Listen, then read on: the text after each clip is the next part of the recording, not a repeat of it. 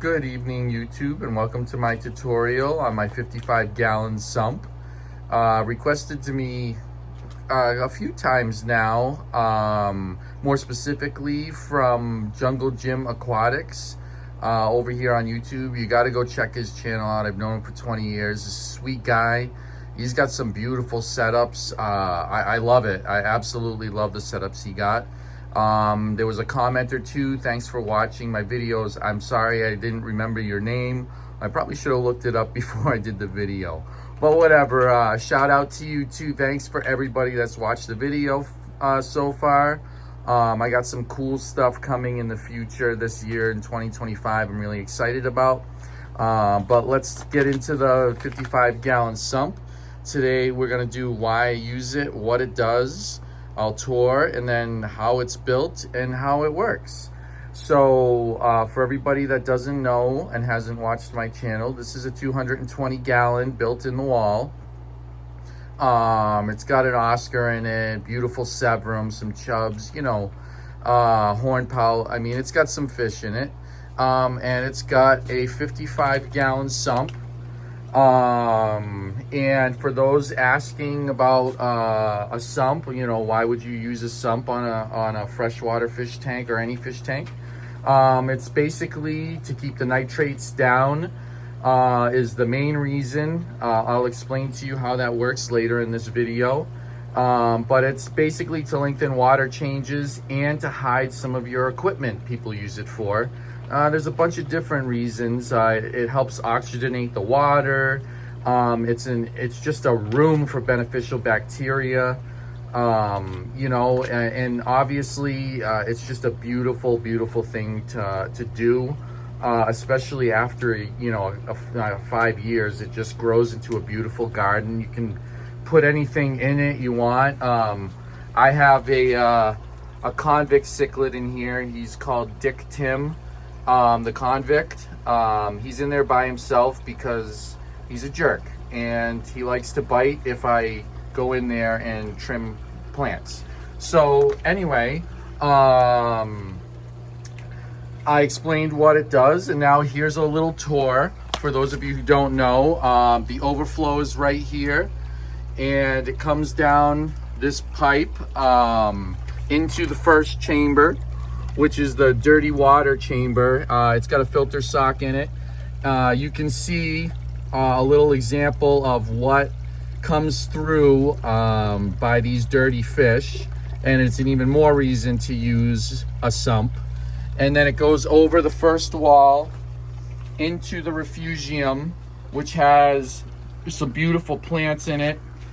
You got an Amazon sword. You got, I think that was an Anubis. I don't know the species of Anubis. I just know it's Anubis. I'm sure somebody will be able to tell me. And then we got some wisteria right here. That has to be trimmed once a week, and then I just repluck it into the soil. It grows crazy. And then we got some Java fern in here. And then I think I got some milfoil, native milfoil in here. Dick Tim. Yeah, no fishing. So yeah, so there's a little tour of it. Now we'll get into how it's built. So basically what I did, you can do, I got a free 55-gallon fish tank. And the reason why I chose 55 gallons is because I think, I don't know, there was no math to it. I just said, I don't know, 220 gallons, 55 gallons, maybe 40 gallons of water volume in the refugium. Yeah, that should work. And I have 1,300 gallons of turnover every hour of filtration. So, and then my nitrates are down. So anyway, I don't want to ramble. So how it's built, what I did for my sump is I only needed 3 chambers. You can add as many chambers as you want to a sump when you're doing one yourself. So you can add a dirty water chamber, and then you can add a little chamber so the water comes out here instead of coming over here. Then you can add 2 or 3 chambers here if you want to put your filter floss here. You can do whatever you want. Go online, get some designs. So First, what you want to do is you want to cut this black rim off. I have a really, really thin putty knife that I sharpened so that way it fits in there, and I just worked this until I got this whole ridge off. And then I went to Lowe's and I got the I think it's 3/16 thick plexiglass. I just bought the big sheet of it. I think it was a 2x4 or 3x5, something like that. And I just measured the inside. The reason why you want to cut this rim off is because you won't be able to get the plexiglass in.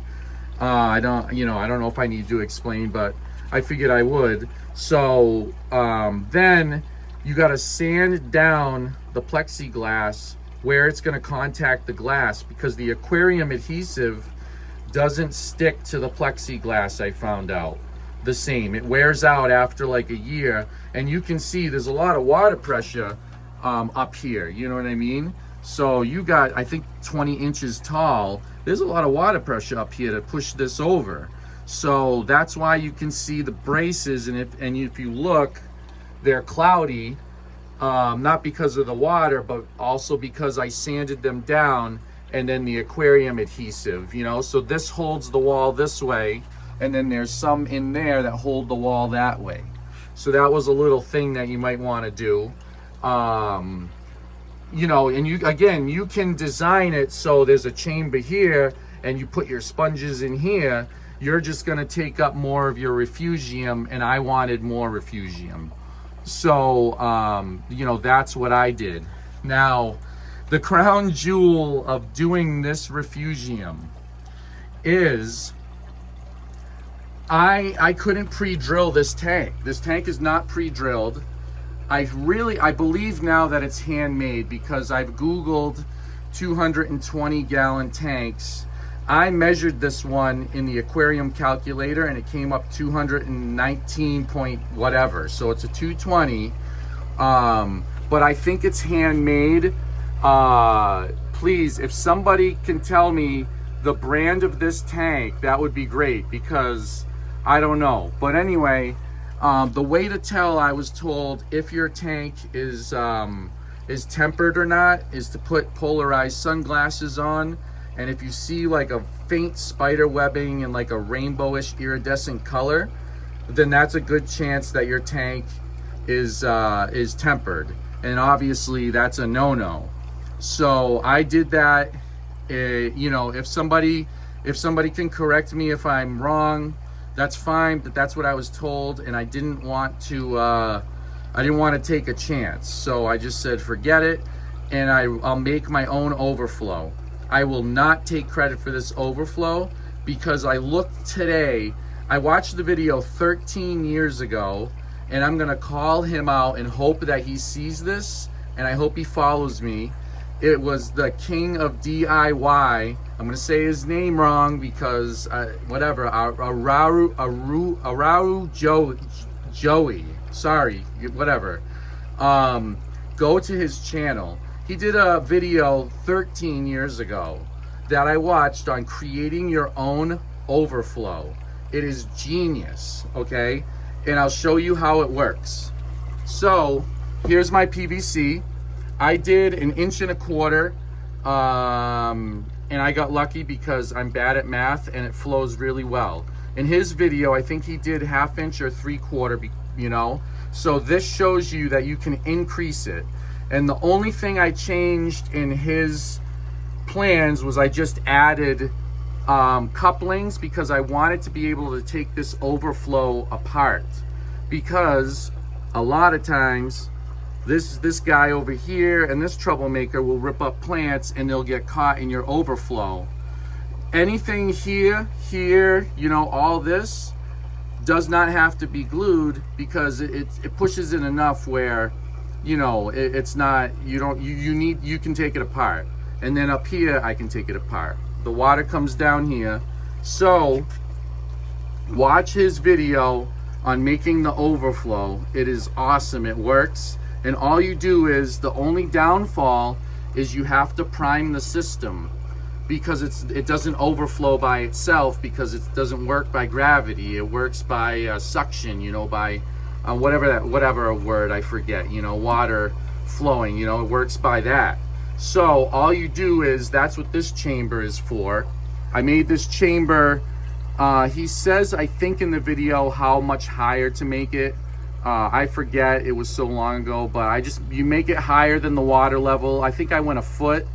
And then I just put this on, you suck on this tube for a second, and you'll hear the water, you'll see it go right down, and you'll hear it, and you'll see that the tube will start getting a little bit of like suction because it's got air in it, and you'll see that it starts the siphon and it fills up the refugium.